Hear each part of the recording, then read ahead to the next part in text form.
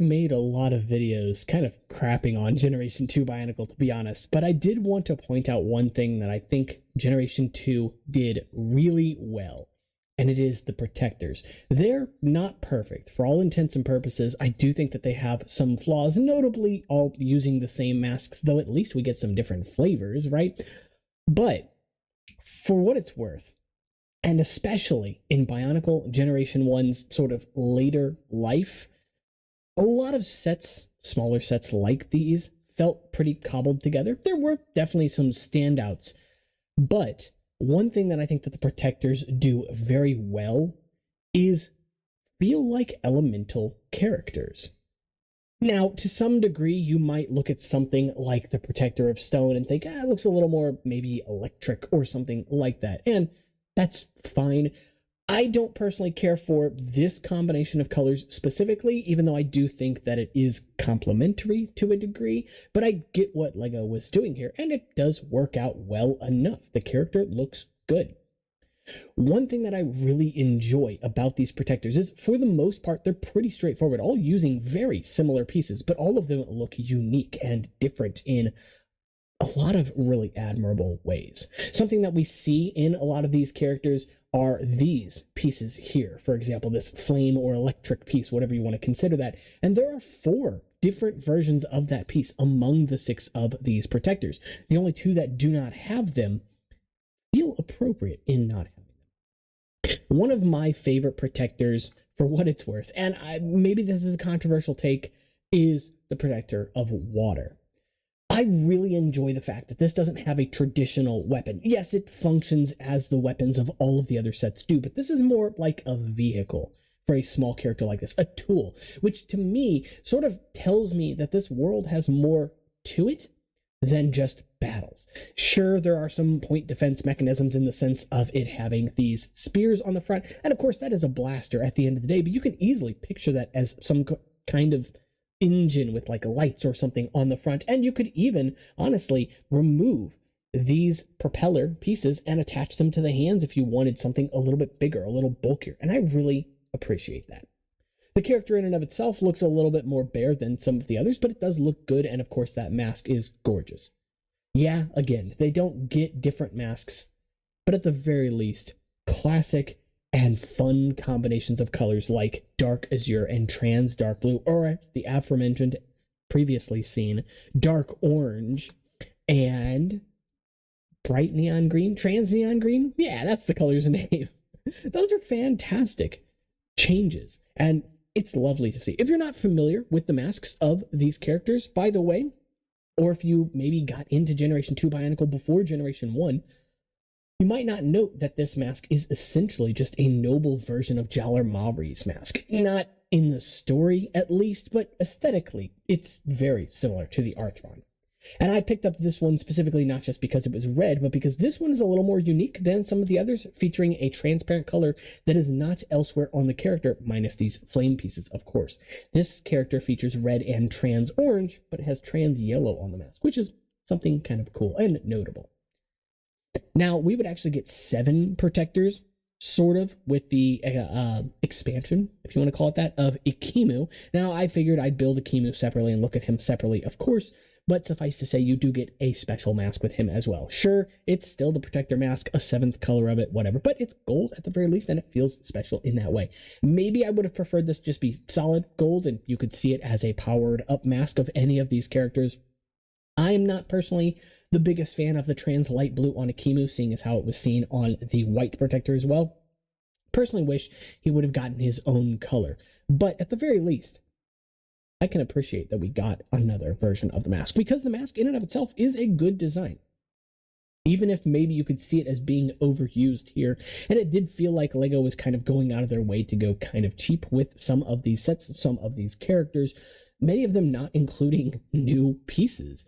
It was still really appreciated to at least have some with exclusive parts. Of course, the head, the eye stalk, the eyepiece itself, already mentioned that, the mask, and in some cases, the flame-like weapons were new, were something different to be seen here. And it is also built atop of the small CCBS torso, a piece that, although introduced in Hero Factory, was not actually used on that many sets, surprisingly. And so to get 6 of them here, if you bought all 6 of these protector sets, was pretty cool. And the protectors each also came with a skull spider, right? Something to battle out of the box, and that's appreciated.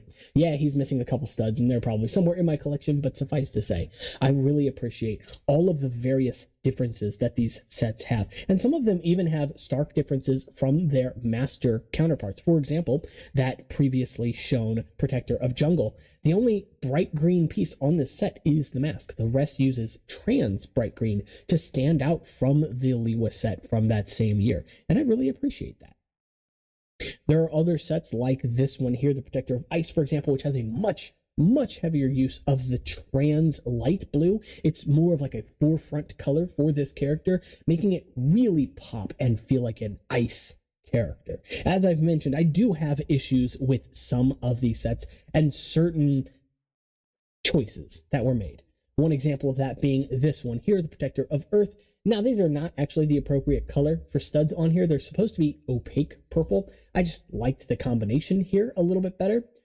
But it is weird that this is the only one that has an opaque set of studs in it. It also doesn't include the new armor piece that was introduced for this wave of characters, which is fine. I don't think you need to necessarily have it in every single set.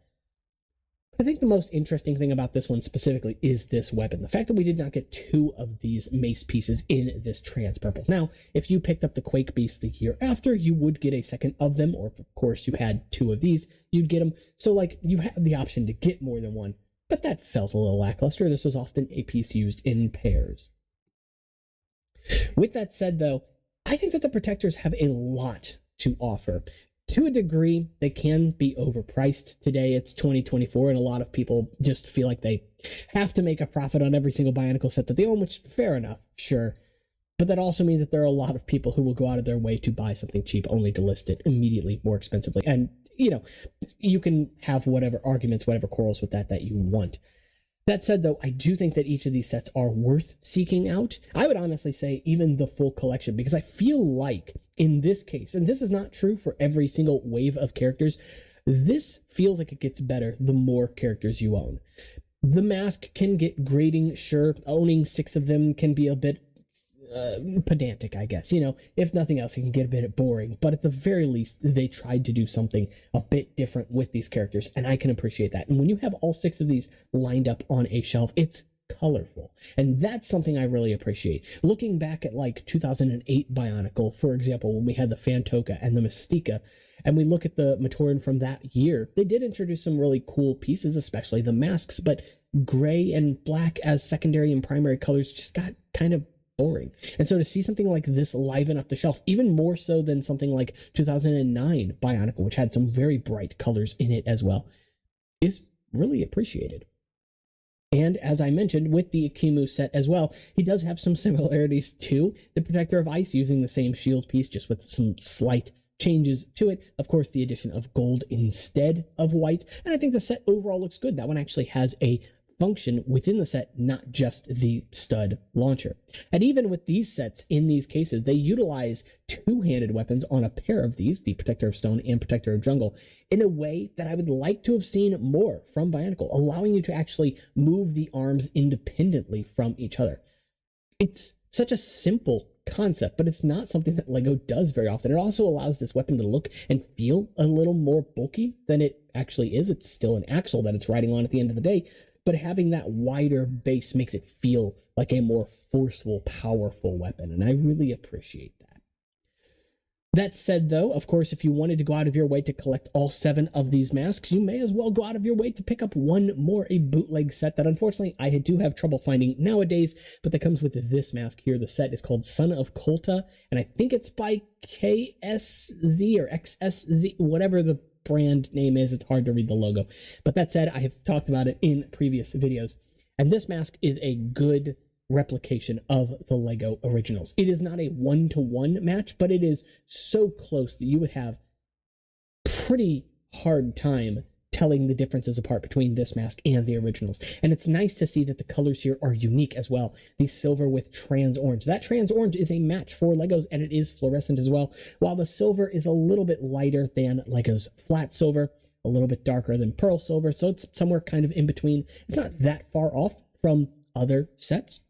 And the last thing I wanted to mention before I ended this video is that if you really want to go out of your way and have characters with their own unique masks, I would even implore you to pick up some of these. So this mask right here is from Red Star Games, RSG, you might know them as, and they design a lot of really incredible, not just masks, but weapons as well for Bionicle, some other things too, and they print them on demand. Now, this is, although it's a team of people, I think it is just one person that's actually producing the masks, which does mean that there's a pretty long wait list between ordering parts and actually getting them, but that's completely understandable, knowing that these are something that you order from basically just one person. They have a pretty high demand as well.